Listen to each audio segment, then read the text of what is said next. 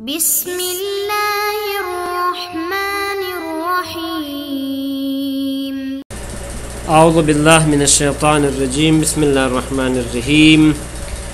سبق نمبر 96، گفتگو شرائط الوضعین میں سے شرط چہارم میں تھی کہ القدرت والتسلیم، اور یہاں پہ جو مسئلہ ہم ذکر کر رہے ہیں وہ مسئلہ لا یجوز بیع العابق منفردا، عابق بھاگا و غلام اس کا بصورت انفرادن بغیر ضمیمہ کے بیچنا جائز نہیں ہے۔ تو فرماتے ہیں کہ یہ جو مسئلہ ہے لا یجوز بیع العابق منفردا، کہ غلام کی بیع و شراء انفرادن جائز نہیں، اس کی دلیل فرماتے مشہور، پھر مشہور کے بعد جناب فرماتے نا اجماع ہے۔ بس پہلی دلیل اجماع ہو گئی، لفظ اجماع بھی ذکر ہو، لا خلاف بھی ذکر ہوا ہے، اور دوسری دلیل بمنزلہ تالف ہے کہ جب پتہ ہے کہ یہ واپس آنے والا نہیں تو اس کے مقابلے میں مال لینا عقل مال بالباطل ہے، اور تیسرا لزوم غرر لازم آتا ہے کہ بیچ ڈالا ہے اور مشتری اس کو حاصل نہیں کر سکتا اور بائع بھی اس کو نہیں پہنچا سکتا، تو اب اس احتمال کی بنیاد پہ کہ واپس آ جائے گا فرماتے یہ لزوم غرر ہے۔ تو یہ تین دلیلیں ہیں، اور مصنف فرماتے ہیں کہ جب انتفاع حاصل ہو سکتا ہو تو ممکن ہے کہ ہم کہیں بیع اور شراء جائز ہے۔ ان کی جو دلیل ہے وہ یہ کہ مقتضی موجود ہے، معنی مفقود ہے، معنی بہی معنی مفقود ہے کہ یہ جو ادلہ ہے مثلا اجماع والی یا لزوم غیر والی، یہ انتفاع کے علاوہ صورت میں ہو سکتی ہیں۔ البتہ بعد میں جناب مصنف نے اس دلیل کو بھی رد کر دیا ہے، اس دلیل کو بھی آخر میں رد کر دیا۔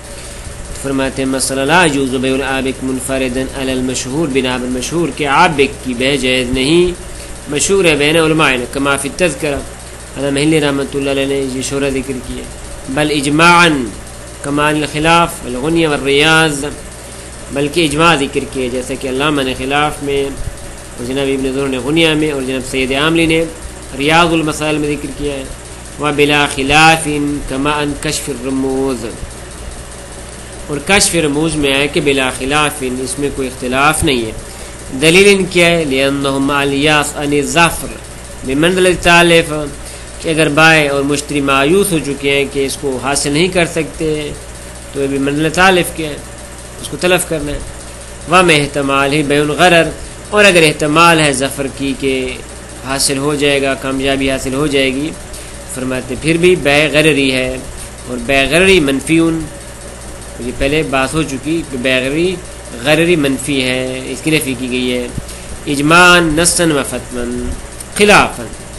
لیکن یہ بات غرری والی کہ بیع غرری ہے، یہ خلاف ہے لیما اس کے کہ جو جناب علامہ ہلی رحمۃ اللہ علیہ نے فی تذکرہ میں حکایت کی ان علماءنا، ہمارے علماء سے، اور ہمارے علماء سے مراد شاید ان کی جناب ابن جنید اسکافی ہے، کہ حیث ان المحکی عنہ، کہ جناب ابن جنید اسکافی سے حکایت کیے گیا ہے کہ وہ یہ فتویٰ دیتے کہ انہ لا یجوز ان یشتری العابق وحدہ، جائز نہیں کہ عابق کو انفراداً خریدا جائے، الا اذا قان بحیث یقدر علیہ المشتری او یضمن البائع، مگر دو صورتوں میں، یا تو یہ کہ مشتری قادر ہو کہ اس کو اپنے قبضے میں لے سکتا ہے، یا بائع ضمانت اٹھائے کہ میاں اگر نہیں ملے گا تو ہم ضمانت دیتے ہیں کہ آپ کو آپ کے پیسے واپس کر دیں گے، انتہا۔ تو یہاں تک جناب ابن جنید اسکافی کی حکایت شدہ قول کو انہوں نے ذکر کیا ہے۔ اب جناب شیخ انصاری رحمۃ اللہ علیہ فرماتے ہیں کہ وقت تقدم انفاظ القطیفی فی اذاء النافع، یہ اذاء النافع والی عبارت پہلے گزر چکی ہے کہ انہوں نے فرمایا تھا کہ منع اشتراط القدرت علی التسلیم، کہ قدرت علی التسلیم شرط نہیں ہے، تو فرماتے ہیں وقد رفت ضعف، فرماتے وہیں پہ ہم نے اس کے ضعف کو ذکر کیا تھا، کس بنیاد پہ کہ یہ اجماعات ہیں اور بیع غرری ہے، یہ تین دلیل ہم نے وہاں پہ ذکر کی تھی۔ البتہ لیکن یمکن ان یقال بالصحہ، ممکن ہے کہ ہم کہیں کہ بیع عابق صحیح ہے، کب فی خصوص العابق، خصوص عابق میں لحصول الانتفاع بالعتق، کہ عتق کے ذریعے سے انتفاع ممکن ہے، یعنی اگرچہ قدرت علی التسلیم نہیں ہے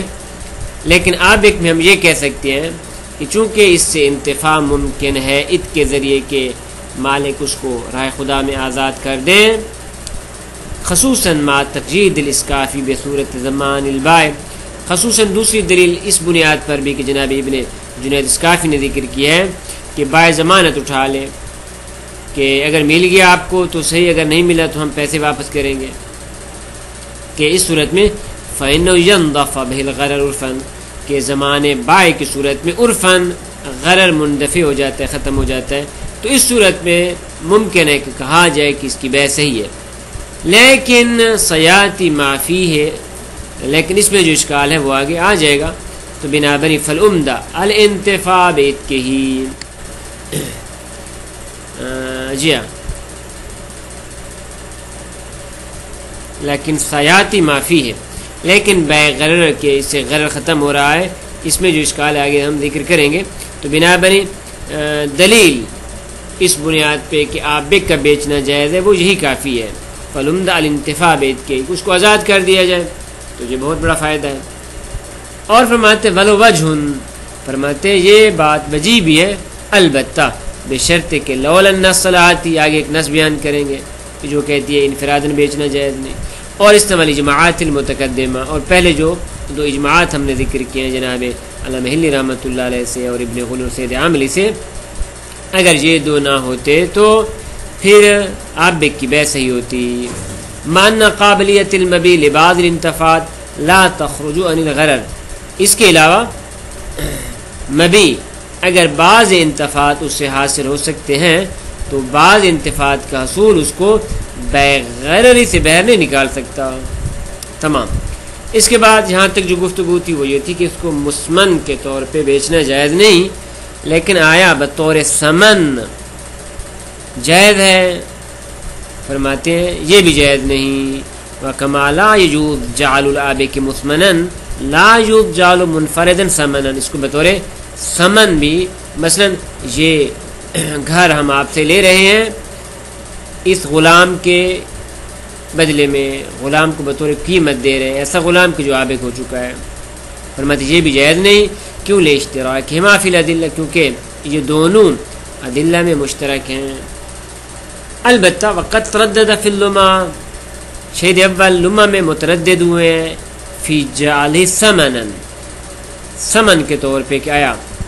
سمن قرار دے سکتے ہیں یا نہیں، بعد الجازم بمن جعل مسمن، کہ اس پہ تو انہوں نے فتویٰ دے دیا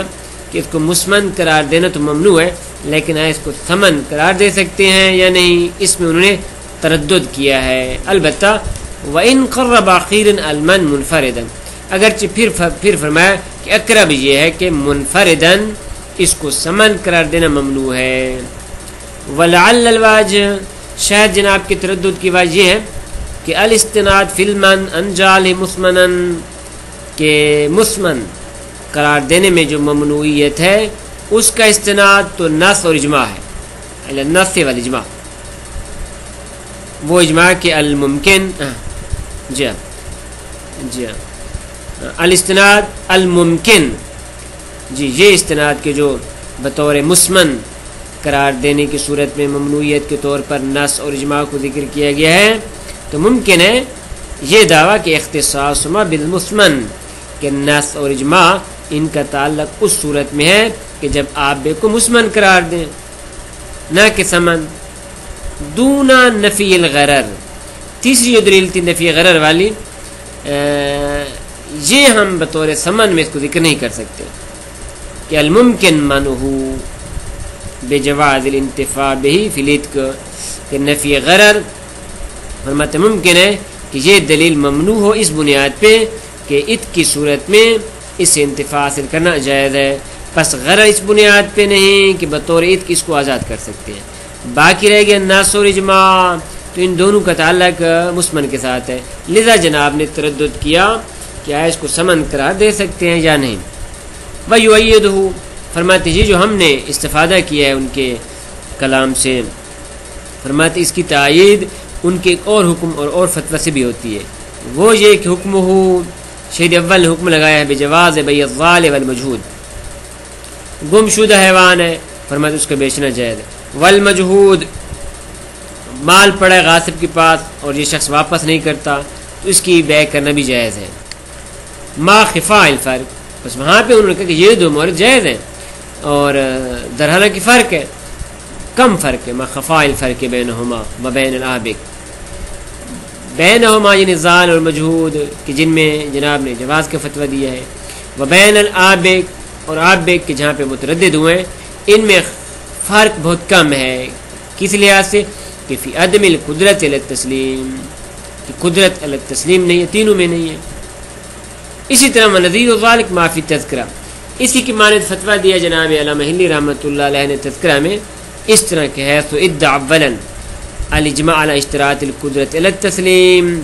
ابتداء میں انہوں نے فرمایا کہ قدرت علی التسلیم پہ کی شرط ہونے پہ اجماع ہے. کیوں اجماع ہے؟ لیخرج البیع عن کونہ بیع غرر، تاکہ بیع غرری ہونے سے باہر نکل آئے، لذا قدرت علی التسلیم شرط ہے. ثم قال، لیکن اس کے بعد فرمایا والمشہور بین علمائنا المن من بیع العابق منفردا،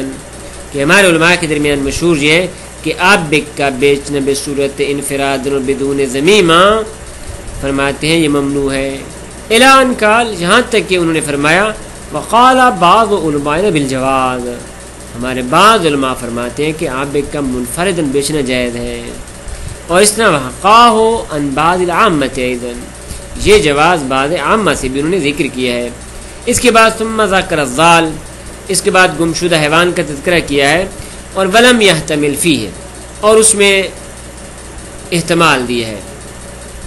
کیا احتمال دیا ہے؟ نمبر 1 جواز البیع منفرداً، کہ انفراداً بیچنا بھی جائز ہے،